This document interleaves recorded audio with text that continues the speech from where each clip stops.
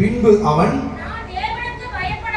இப்ப என்ன நடந்துச்சு? ரொம்ப நாள் இந்த பெண் போயிருக்கிறா, ஒரு விதவை பெண் ரொம்ப நாள் போய் தன்னுடைய எதிராளிக்கு எனக்கு ஒரு பிரச்சனை இருக்குன்னு சொல்லிட்டு அவங்ககிட்ட நீதிக்காக போயிருக்கிறான். ரொம்ப நாள் போறான், போயிட்டு கேட்டு இருக்கிறான்.